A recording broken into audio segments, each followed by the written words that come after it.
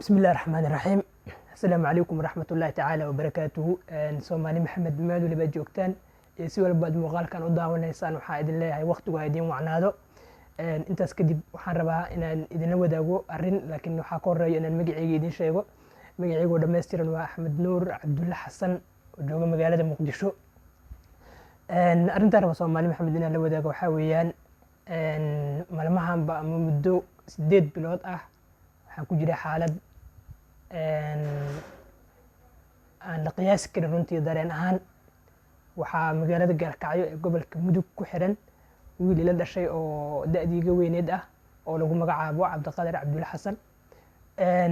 wiilkaas oo aan lahayn waxyaabihii lagu soo eedeeyay oo dhan yaa maxkamad ku taal magaalada Gaalkacyo ee gobolka Mudug qaybta Puntland 7 bisha Julaayo ama bisha 7 waxay ku xukuntay xukun dil ah oo sharci darro ah. marka waxaan rabaa inaan arrintaa idiin sheegayo waa go'aan xaqiiqa ka imaado oo go'aansaday. go'aankaasna waxaa weeyaan in hadduu Ilaahay yidhaahdo aan aniga ahaan shakhsigan hadda idin hadlaayo aan tago magaalada Gaalkacyo hadday ii suurto gasho safarkaas aan uga baxaayo. safarkaasna waa mid ka mid ah safaradii ugu adkaa ee soo mari doona haddii uu qabsoomo. waxaan rajeynayaa insha Allah 100% inuu safarkaas ii qabsoomo oo xaggana muuqaal kale ka soo duubi doona haddii aad tago magaalada Gaalkacyo. marka maxaan u soo fadhiistay inta oo maxaa idin la wadaagayaa? waxaan idin la wadaagayaa in ay ila ogaataan koow anigu waxa ahay dhalinyaro arday ah.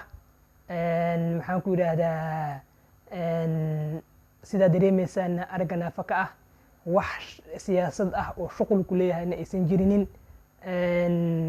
wax shabaab ah ama maxaan ku yiraahdaa inaanan shabaabna ahayn adinka marqaatiya ka tihiin. shabaabka laba loo qaybiyaa, midna waa mid lagu shaabadeeyo oo maxaan ku yiraahdaa lagu dhaho shabaabaa tahay, iyo mid kii asiga ahay oo shabaabka aad taqiineen ah. marka kii aad taqiineen inaa ahayn adinka marqaati ka ah. kan kale la isku shaabadeeyo haddii aan noqon doonin kan kale ma ahi. intaas rabaa inaan hortiina ka caddeeyo. ujeedka safarkayga wuxuu yahay in aan u kuurgalo xaaladda walaalkay oo halkaas ku xiran Cabdiqaadir Cabdulla Xasan. weliba racfaan ayaa noo furnayo oo muddo 30 maalmood noo siiyey. racfaankaasna in aan macnaha caddeeyo ama aan xaqiijiyo in aanan ku qanacsaneen xukunkii maxkamadda ay riday. maxay ila ogaanaysaa marka haddii aad Soomaali tihiin? waxay ila ogaanaysaan in safarkaas aan tagaayo keligeyna aan socdo oo cid ugu garab siinaysa xildhibaan uusan jirinin. maxaan ku yiraahdaa ganacsato iyo cid kaleeto oo gooni ii taabagelinaysa oo ii sheeg igu gacan siinaysa tegitaanka meeshaas inaysan jirinin. aniga keligey iyo Allah subxaanahu wa tacaala anigoo kalsooni badan ku qabo waxaan rajeynayaa in aan tago magaalada Gaalkacyo qaybta Galmudug iyo qaybta Puntland labadaba. waxaan rajeynayaa insha Allah socodkaas inuu kusoo dhammaan doono si guula.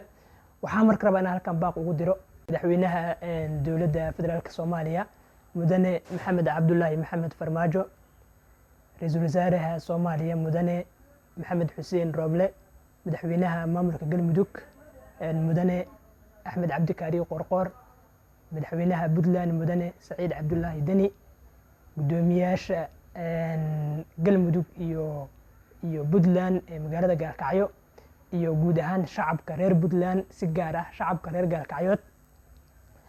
in wiil ila dhashay oo muddo 8 bilood ah si xaq darro ugu xirnaa maamulka Puntland qaybta Gaalkacyo ay ka taliyaan in leegu gacan siiyo sidii maxkamaddaas ama racfaankaas aan u soo qaadi lahaa oo muddada 30 maalmood oo leysiiyey. aniga ma jirto cid iga taageeraysa inaan xagga tago oo socodkaygaas maxaan ku yiraahdaa si gaara uga warhaysa ama oo ii sheeg ama hadday noqon lahayd tasiilaadkii iyo wax walba oo socodkaas ku baxaayo ma jirto marka cid iga garab siinaysa. aniga ayaa go'aansaday shakhsiyan maadaama wiilkaas walaalkiisa aan ahay. Allah subxaanahu wa tacaala wuxuu leeyahay walaa taziru waasiratun wisra ukhraa, nafna nafta kale dembigeeda ma xambaarayso. aniga 100% waxaa ka warqaba wiilkaasi wuxuu ahaa iyo eedeymaha loo soo jeediyey oo ah inuu shabaab yahay inaysan meesha ku jirinin inaan caddeeyo oo shucuurteeda aan muujiyo maamulkana aan hortago Puntland wixii ay u haystaan in wax ka dilay qof kasta oo reer Puntland ah ama reer Galmudug ah ee wiilkaas wax ku haysto waxaan jeclaan lahaa inuu imaado oo yiraahdo aniga qofkaas iga dilay cadeyntaasaan u haystaa inuu dhaho waxaan jeclaan lahaa marka Soomaali Maxamed guud ahaan in ay gacan ugu siiyaan barnaamijkan aan u socdo oo ah in aan wiilkaas walaalaha aan nahay ee da'diiga weyneed ah Cabdiqaadir Cabdulla Xasan oo aan wax dambiya lahayn oo lagu eedeeyay inuu shabaab yahay shabaabna ahayn in maxkamadaas aan tago oo wixii racfaana iyo maxaan ku yidhahdaa aan ka caddeeyo in aan ku qanacsanayn